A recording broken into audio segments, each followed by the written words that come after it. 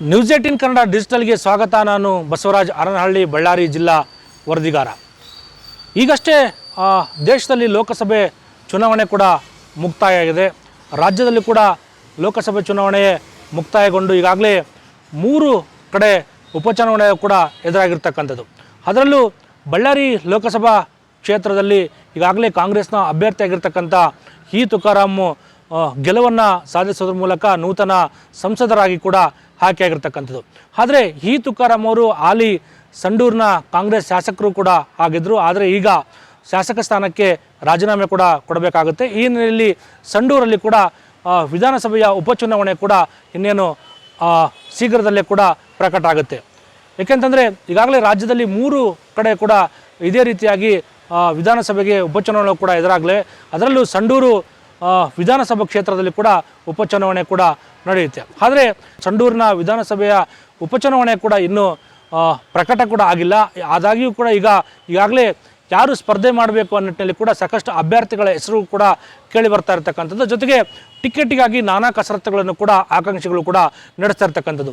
ಹೇಳಿ ಕೇಳಿ ಸಂಡೂರು ವಿಧಾನಸಭಾ ಕ್ಷೇತ್ರ ಕಾಂಗ್ರೆಸ್ನ ಭದ್ರಕೋಟೆ ಕೂಡ ಆಗಿರ್ತಕ್ಕಂಥದ್ದು. ಯಾಕೆಂತಂದರೆ 2008ರಿಂದ ಕೂಡ ಯಾವಾಗ ST ಮೀಸಲಾತಿಗೆ ಸಂಡೂರು ವಿಧಾನಸಭಾ ಕ್ಷೇತ್ರ ಒಳಪಡಿತೋ ಅಲ್ಲಿಂದ ಕೂಡ ಸತತ 4 ಬಾರಿ ಕೂಡ ಸಂಡೂರು ವಿಧಾನಸಭಾ ಕ್ಷೇತ್ರದಲ್ಲಿ ಕಾಂಗ್ರೆಸ್ ಪಕ್ಷ ಗೆಲುವನ್ನು ಕೂಡ ಸಾಧಿಸಿರ್ತಕ್ಕಂಥದ್ದು. ಅದರಲ್ಲೂ ಇ ತುಕಾರಾಮ್ ಅವರೇ ಸತತ 4 ಬಾರಿ ಕೂಡ ಸಂಡೂರು ವಿಧಾನಸಭಾ ಕ್ಷೇತ್ರದಿಂದ ಶಾಸಕರಾಗಿ ಕೂಡ ಆಯ್ಕೆಯಾಗಿರ್ತಕ್ಕಂಥದ್ದು. ಆದರೆ ಈಗ ಇ ತುಕಾರಾಮ್ ಅವರು ಲೋಕಸಭೆ ಸಂಸದರಾಗಿ ಆಯ್ಕೆಯಾಗಿರ್ತಕ್ಕಂಥ ಹಿನ್ನೆಲೆಯಲ್ಲಿ ಸಂಡೂರು ಉಪಚುನಾವಣೆಗೆ ಕಾಂಗ್ರೆಸ್ನಿಂದ ಅಭ್ಯರ್ಥಿಗಳು ಯಾರು ಆಗ್ತಾರೆ ಅನ್ನೋದು ಕೂಡ ಸಾಕಷ್ಟು ಇಲ್ಲಿ ಕುತೂಹಲಕ್ಕೆ ಕೂಡ ಕಾಡಾಗಿರ್ತಕ್ಕಂಥದ್ದು. ಒಂದು ಕಡೆ ಸಂಡೂರು ವಿಧಾನಸಭೆಯ ಉಪಚುನಾವಣೆಗೆ ಸಂಸದರಾಗಿರ್ತಕ್ಕಂಥ ಇ ತುಕಾರಾಮ್ ಅವರ ಪತ್ನಿ ಆಗಿರ್ತಕ್ಕಂಥ ಅನ್ನಪೂರ್ಣ ಮತ್ತು ಪುತ್ರಿ ಆಗಿರ್ತಕ್ಕಂಥ ಕುಮಾರಿ ಚೈತನ್ಯ ತುಕಾರಾಮ್ ಅವರು ಸ್ಪರ್ಧೆ ಮಾಡ್ತಾರೆ ಅನ್ನೋ ನಿಟ್ಟಿನಲ್ಲಿ ಸಾಕಷ್ಟು ಚರ್ಚೆಗಳು ಕೂಡ ನಡೀತವೆ. ಈ ನಡುವೆ ಮತ್ತೊಂದು ಕಡೆ BJPಯಲ್ಲಿ ಕೂಡ ಸಾಕಷ್ಟು ಆಕಾಂಕ್ಷಿಗಳು ಕೂಡ ಟಿಕೆಟಿಗಾಗಿ ಕಸರತ್ತನ್ನು ಕೂಡ ಮಾಡ್ತಾ ಇದ್ದಾರೆ. ಅದರಲ್ಲೂ ಕಳೆದ ವಿಧಾನಸಭಾ ಚುನಾವಣೆಯಲ್ಲಿ KRPP ಪಕ್ಷದಿಂದ ಸ್ಪರ್ಧೆ ಮಾಡಿರ್ತಕ್ಕಂಥ KS ದಿವಾಕರ್ ಕೂಡ ಪ್ರಬಲ BJPಯ ಆಕಾಂಕ್ಷಿ ಕೂಡ ಆಗಿರ್ತಕ್ಕಂಥದ್ದು. ಈಗಾಗಲೇ ಅವರು ಜನಾರ್ದನ್ ರೆಡ್ಡಿ ಅವರ ಆಪ್ತ ಬಳಗದಲ್ಲಿ ಕೂಡ ಗುರುತಿಸಿಕೊಂಡು ಟಿಕೆಟಿಗಾಗಿ ಸಾಕಷ್ಟು ಪೈಪೋಟಿಯನ್ನು ಕೂಡ ಮಾಡ್ತಾ ಇರ್ತಕ್ಕಂಥದ್ದು. ಮತ್ತೊಂದು ಕಡೆ BJPಯ ರಾಜ್ಯ ST ಮೋರ್ಚಾದ ಅಧ್ಯಕ್ಷ ಆಗಿರ್ತಕ್ಕಂಥ ಬಂಗಾರು ಹನುಮಂತ ಕೂಡ ಈ ಒಂದು ಸಂಡೂರು ಒಂದು ವಿಧಾನಸಭಾ ಕ್ಷೇತ್ರದ ಉಪಚುನಾವಣೆಯಲ್ಲಿ ಕೂಡ ಟಿಕೆಟಿಗಾಗಿ ಆಕಾಂಕ್ಷಿ ಕೂಡ ಇರ್ತಕ್ಕಂಥದ್ದು. ಆದರೆ BJPಯಲ್ಲಿ 2 ಆಕಾಂಕ್ಷಿಗಳ ಪ್ರಬಲ ಪೈಪೋಟಿ ಮಾಡ್ತಾ ಇದ್ದರೆ, ಮತ್ತೊಂದು ಕಡೆ ಕಳೆದ ವಿಧಾನಸಭೆ ಚುನಾವಣೆಯಲ್ಲಿ ಕೂಡ BJP ಪಕ್ಷದಿಂದ ಸ್ಪರ್ಧೆ ಮಾಡಿರ್ತಕ್ಕಂಥ ದಿವಂಗತ ರಾಘವೇಂದ್ರ ಅವರ ಪತ್ನಿ ಕೂಡ ಮತ್ತೊಂದು ಟಿಕೆಟ್ನ ಆಕಾಂಕ್ಷಿ ಕೂಡ ಆಗಿರ್ತಕ್ಕಂಥದ್ದು.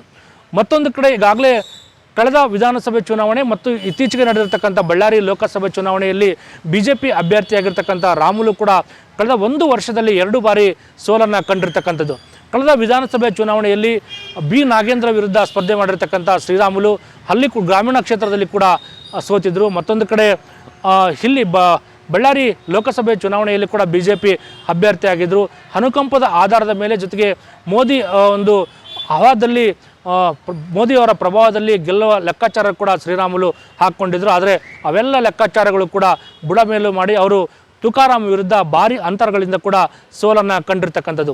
ಈಗ ಚರ್ಚೆ ನಡೀತಾ ಇರ್ತಕ್ಕಂಥದ್ದು ಸಂಡೂರು ವಿಧಾನಸಭಾ ಉಪಚುನಾವಣೆಗೆ ಶ್ರೀರಾಮುಲು ಅವರು ಅಭ್ಯರ್ಥಿ ಆಗ್ಬೋದು ಅನ್ನೋ ನಿಟ್ಟಿನಲ್ಲಿ ಕೂಡ ಚರ್ಚೆಗಳು ಕೂಡ ನಡೀತಾ ಇದ್ದಾವೆ.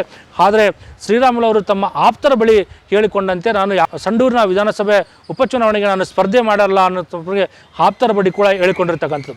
ಆ ನಿಟ್ಟಿನಲ್ಲಿ BJP ಅಭ್ಯರ್ಥಿ ಯಾರಾಗ್ತಾರೆ ಅನ್ನೋದು ಕೂಡ ಇಲ್ಲಿ ಸಾಕಷ್ಟು ಒಂದು ಚರ್ಚೆಗಳು ಕೂಡ ನಡೆದಿರ್ತಕ್ಕಂಥದ್ದು. ಒಂದು ಕಡೆ KS ದಿವಾಕರ್, ಬಂಗಾರ ಹನುಮಂತ, ಜೊತೆಗೆ ದಿವಂಗತ ರಾಘವೇಂದ್ರ ಅವರ ಪತ್ನಿ ಸ್ಪರ್ಧೆ ಮಾಡ್ತಾರಾ ಅಥವಾ ಅಚ್ಚರಿ ಅಭ್ಯರ್ಥಿ ಏನಾದರೂ ಸಂಡೂರು ವಿಧಾನಸಭೆ ಉಪಚುನಾವಣೆಗೆ ಏನಾದರೂ BJP ಅಭ್ಯರ್ಥಿ ಆಗ್ತಾರೆ ಅನ್ನೋದು ಕೂಡ ಇಲ್ಲಿ ಪ್ರಶ್ನೆ ಆಗಿರ್ತಕ್ಕಂಥದ್ದು. ಮತ್ತೊಂದು ಕಡೆ ಸಂಡೂರು ಏನು ಕಾಂಗ್ರೆಸ್ನ ಭದ್ರಕೋಟೆ ಆಗಿರ್ತಕ್ಕಂಥದ್ದು, ಸಂಡೂರು ಕಾಂಗ್ರೆಸ್ನ ಅಭ್ಯರ್ಥಿ ಆಯ್ಕೆ ಮಾಡೋದು ಹೈಕಮಾಂಡ್ ಆದರೂ ಕೂಡ ಅಲ್ಲಿ ಸಚಿವ ಸಂತೋಷ್ ಲಾಡ್ ಅವರ ಹೇಳಿದ್ದೇ ಒಂದು ವೇದವಾಕ್ಯ ಇರತಕ್ಕಂಥದ್ದು. ಸಚಿವ ಸಂತೋಷ್ ಲಾಡ್ ಅವರು ಯಾರ ಹೆಸರನ್ನು ಸೂಚಿಸ್ತಾರೆ ಅವರೇ ಅಂತಿಮವಾಗಿ ಕಾಂಗ್ರೆಸ್ನ ಅಭ್ಯರ್ಥಿ ಆಗ್ತಕ್ಕಂಥದ್ದು. ನೂತನ ಸಂಸದಾಗಿರ್ತಕ್ಕಂಥ ಇ ತುಕಾರಾಮ್ ಅವರ ಧರ್ಮಪತ್ನಿಯ ಜೊತೆಗೆ ಅವರ ಪುತ್ರಿ ಏನಾದರೂ ಟಿಕೆಟ್ಗಾಗಲಿ ಈಗಾಗಲೇ ಪ್ರಬಲ ಆಕಾಂಕ್ಷಿ ಆಗಿರ್ತಕ್ಕಂಥ. ಆದರೆ ತುಕಾರಾಮ್ ಅವರ ಕುಟುಂಬಕ್ಕೆ ಟಿಕೆಟ್ ಕೊಡ್ತಾರಾ ಅಥವಾ ಬೇರೆ ಯಾರಾದರೂ ಅಭ್ಯರ್ಥಿಯನ್ನು ಸಂತೋಷ್ ಲಾಡ್ ಅವರು ಸೂಚಿಸ್ತಾರೆ ಅನ್ನೋದು ಕೂಡ ಇಲ್ಲಿ ಸಾಕಷ್ಟು ಚರ್ಚೆ ಆಗಿರ್ತಕ್ಕಂಥದ್ದು. ಈಗಾಗಲೇ ಇತರೆ ಕಾಂಗ್ರೆಸ್ನ ಆಕಾಂಕ್ಷಿಗಳು ಕೂಡ ಸಂತೋಷ್ ಲಾಡ್ ಅವರನ್ನ ಭೇಟಿಯಾಗಿ ಟಿಕೆಟ್ಗಾಗಿ ಕೂಡ ಒಂದು ಕಸರತ್ತನ್ನು ಕೂಡ ಮಾಡ್ತಾ ಇದ್ದಾರೆ. ಇನ್ನು ಸಂಡೂರು ವಿಧಾನಸಭೆ ಉಪಚುನಾವಣೆಯ ಇನ್ನೂ ಚುನಾವಣೆ ಕೂಡ ಘೋಷಣೆ ಆಗಿಲ್ಲ. ಈ ನಡುವೆ ಯಾವಾಗ ಲೋಕಸಭೆ ಚುನಾವಣೆ ನಡೀತು ಆಗಿಂದಾಗಿ ಕೂಡ, ಯಾಕಂತಂದರೆ ವಿಧಾನಸಭೆಗೂ ಕೂಡ ಈಗಾಗಲೇ ತೆರವು ಆಗ್ತಾ ಇದೆ.